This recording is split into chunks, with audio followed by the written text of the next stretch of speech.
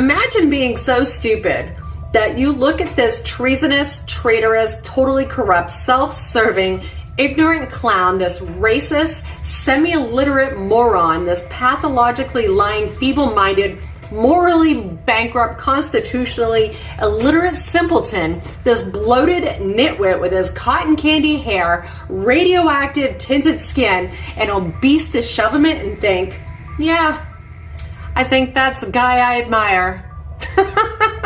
Hey, TikTok fans, I want to tell you about my plane ride back from Europe with the MAGA man.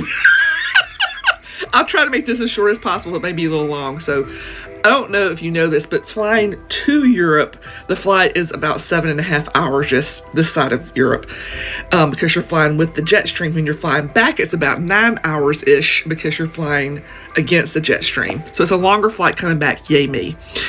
So I'm Delta Gold Medallion, Sky Priority. I was sitting in comfort class. I was on the 2-seater, so it's like, the 252 plane. So I was sitting at the window, so the seat next to me, the aisle seat, he was sitting in. When he came up, y'all, I was already on the plane. I was like, fuck. You could just tell. You could just tell. He was, burly, bearded, wearing a military hat, like all the things, right? I even messaged my mom. I was like, crap, there's a guy sitting next to me, but I think he's probably MAGA. I even said that to my mom. So we're on the flight, we're flying. At some point, I look over, he has his laptop out, and I see he has something up, his medical records. And there's a logo there for my local hospital. And so I probably shouldn't have said anything, but I said, where do you live? And he goes, blah, blah. And I was like, oh my God, that's where I live. And I said, I just glanced over and saw the logo for the hospital. And I was like, oh my gosh, you must be in that system too. And he's like, I am. And so we started talking to figure out we have multiple people that we both know. I probably have met him at some point and just didn't know, like years ago, out somewhere. And so come to find out, he is an ex-Army Green Beret, Special Forces. He's a Green Beret. He's coming back from Prague from this military reunion he has with some of his Green Beret buddies. And he is trying to get signed up for VA benefits because he has no medical insurance. And I said, well, good luck with that. And he said, what do you mean? And I said, because this administration is like cutting all the veteran benefits. And he's like, well, I don't know about that. And I was like, no, they are. Let's talk about it. So we start talking about it. And so in the process of this, of course, I come to find out he's a Trump supporter. And so I said, let me ask you something. I said, what did you feel about January 6th? And he said, I thought it was great. And I was like, are you fucking kidding me? I said, these people killed, maimed police officers and later committed suicide. He's like, well, yeah, there wasn't that many, it was exaggerated. And I said, it doesn't matter if it was 1 or 100. I said, I said, these people were just doing their job. He goes, well, yeah, but they shot that woman. And I was like, she was breaking and entering basically. And I said, she was told to stop multiple times and she did not stop. And I said, they said, stop or we will shoot. They told her what was going to happen. She thought because she was a white woman, it wasn't going to happen, and it did. He was like, well, yeah. And so we had quite an intimated conversation, I will say. He was gesticulating. I mean, we weren't arguing, but we were having a discussion. And he got a little loud a couple of times, and the lady across the aisle from us was like giving us the eyeball. I said, you need to bring it down a notch. I said, I'm not trying to be bossy pants, but I said, people are looking and we don't need to get ejected from the plane.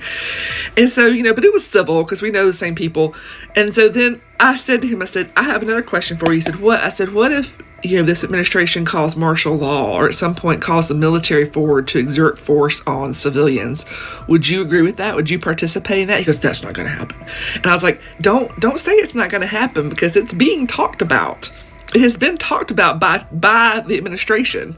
And I said, so I'm just saying, you need to be thinking about that. If you were called on, or any military was called on to exert force against civilians, would you do it? I said, because that is a huge issue. And I said, because technically, even though the military serves the president, they take an oath to the Constitution, not to the president.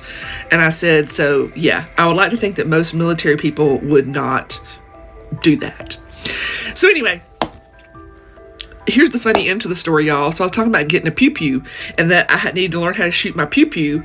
And he's actually, I don't know if it's going to actually happen, but we have tentative plans to go, not this coming weekend, but the next weekend, March 8th, to a gun range. And he's going to show me how to use a pew-pew. And I know y'all saying, Julie, why are you hanging out with him? Well, I think I might have had a little bit of an effect on him, so I'm gonna keep keep working that. Keep working that. He is a nice guy. I mean, he made poor choices. But yeah, if he can teach me how to shoot a pew-pew, I will be happy. So that was my story. It was quite interesting. That's the very briefest version of it. This was a 9-hour plane ride, remember? Let's just go ahead and say it out loud. These MAGA FAFO moments? Absolute gold. Not in a patriotic, bald eagle screeching kind of way, but in a "this is America's messiest reality show and we can't look away" kind of way. It's like the political version of The Real Housewives, but with less glam, more delusion, and a cast of characters who think being loud is the same as being right. Every day, there's a new plot twist. Someone gets indicted, someone gets caught lying, someone storms a courthouse dressed like it's cosplay night at a country fair. And just when you think the season finale is near, bam! Another episode drops, full of dramatic monologues, public meltdowns, and unhinged social media rants. Honestly, it's giving America's next top cult leader, and Trump is serving main character energy like his name is tattooed on the Constitution. The Trump administration is telling seniors, if you don't get your Social Security check, don't complain about it. At least that's how it appears, as Howard Lutnick, Donald Trump's Commerce Secretary, went on live TV to say this. Let's say Social Security didn't send out their checks this month. My mother-in-law, who's 94, she wouldn't call and complain. She just would. She'd think something got messed up, and she'll get it next month. Right. Be like his mother-in-law. If you don't get your check, just assume it'll take care of itself next month, and you go ahead and suffer for a whole month. Maybe go hungry. You got a metabolism that should hold you over until then. This is their justification for dismantling the help center, the call centers within Social Security, is that seniors probably wouldn't complain anyways. They'll just tough it out until their check comes next time around.